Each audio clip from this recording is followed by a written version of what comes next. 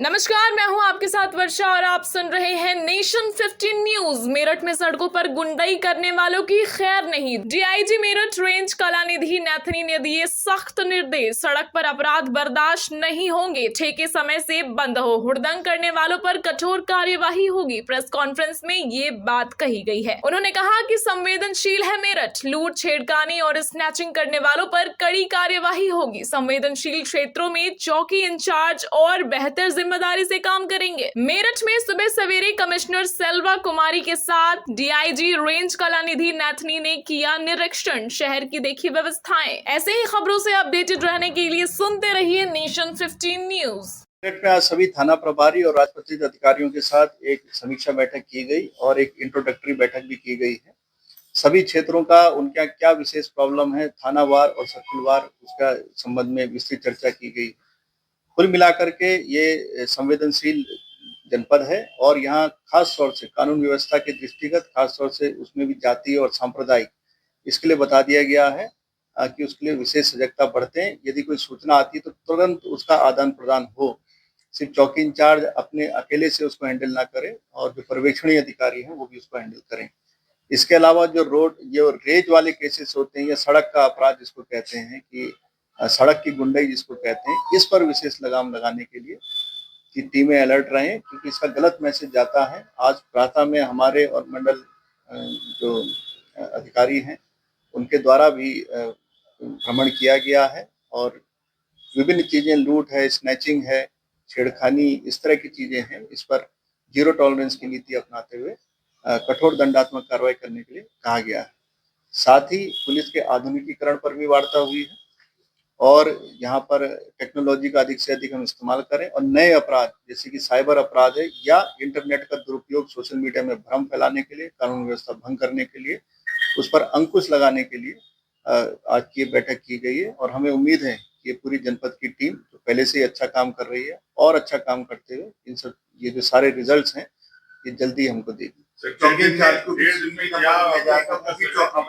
ये जो कम्युनिकेशन है वो कम्युनिकेशन को फास्ट करने के लिए, चाहे वो 112 के थ्रू हो, रेडियो के थ्रू हो, चौकी इंचार्ज का जिम्मेदारी और बेहतर करने के लिए जो संवेदनशील क्षेत्र है खास तौर से वहां पर उस तक तुरंत सूचना पहुंच जाए, इसके लिए उनको भी जो सीयूजी का सिस्टम है उस पर आज यहाँ पर संयुक्त रूप से चर्चा की गई और ये डिसाइड किया गया है कि इनको भी सीयूजी। सर, जिन अधिकारियों को पहले से सीयूजी नंबर मौजूद है, उसमें थानेदार हो, सीओज हो या जो भी अधिकारी हो, वो सीयूजी नंबर का इस्तेमाल ही नहीं करते, उठाते ही नहीं। वायरलेस, तो उनके लिए क्या संदेश है और चौकी इंचार्ज से क्या? रेडियो विभाग के भी वरिष्ठ अधिकारी हमारे साथ थे, उनको स्पष्ट बता दिया गया है कि नियमित रूप से चेकिंग करें और नंबर बदल के भी चेक करें कि कौन फोन नहीं उठा रहे हैं और उस हिसाब से जो वरिष्ठ अधिकारी जनपद के उनके संज्ञान में।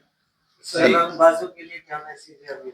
इस सड़क का जो अपराध है बर्दाश्त नहीं होगा, सीधी सी बात है। ठेके वगैरह सब समय से बंद हो। जो हुड़दंग वाले बातें होती हैं उसके आधा तो उसमें ट्रैफिक के माध्यम से इनको रेगुलेट किया जाएगा और यदि कोई उल्लंघन करता भी है तो कठोर दंडात्मक कार्रवाई का आदेश किया। सर, एक आखिरी सवाल सर, अभी पीछे बुलंदशहर के कोचापाड़ी के पास वाहन कटान हुआ था और एडीजी साहब ने उस पर कार्रवाई भी करी थी, जवाब गलत किया था। ऐसे ही मेरठ में सर बाइक चोरी का भी पीछे काफी मामले सामने आए और उसमें मेरे सूत्रों के हिसाब से मेडिकल थाने में 30 से 40 1 से 1.5 महीने में बाइक चोरी हुई थी सर पीछे, और उसमें मोस्टली एफआईआर दर्ज नहीं की गई। इसको लेकर क्या कर रहे हैं? आज अपराध पंजीकरण पर विशेष जोर दिया गया है कि यदि कहीं पर भी कोई अपराध घटित हो रहा है तो उस पर पंजीकरण अवश्य करें और उसको पीड़ित को ऐसे न छोड़ दें कि उसको ऑफिसों में भटकना पड़े। तो अपराध पंजीकरण राहत दिलाने का पहला कदम है। उसके बाद जैसा आपने बताया है, जनपद पहले भी वर्कआउट करता रहा है। चोरी के गैंग्स जो है इनको घटनाओं को वर्कआउट करते हुए गैंग्स जो है इन पर कठोर कार्रवाई की जाएगी, इनसे वसूली भी की जाएगी और गैंगस्टर आदि की कार्रवाई भी की जाएगी। तो अगर कोई डेस्टिनेशन है जहां पर ये चीजें खपा रहे हैं, बैकवर्ड लिंकेजेस कौन कौन इनके साथ जुड़े हुए थे, कोई भी अपराध हो, चाहे वो आर्म्स एक्ट से रिलेटेड हो, चाहे वो चोरी से रिलेटेड हो, तो बता दिया गया है कि सिर्फ जेल ही ना भेजें, उसका पूरे लिंकेजेस ढूंढ ले कि किन किन लोगों से जुड़े हैं, इसके पीछे और क्या संगठित पहलू हो सकता है और उस हिसाब से कार्रवाई करें। बीएनएस की जो नई धाराएं हैं 111, 112 और 107, इनका भी प्रयोग करने के लिए बता दें। धन्यवाद।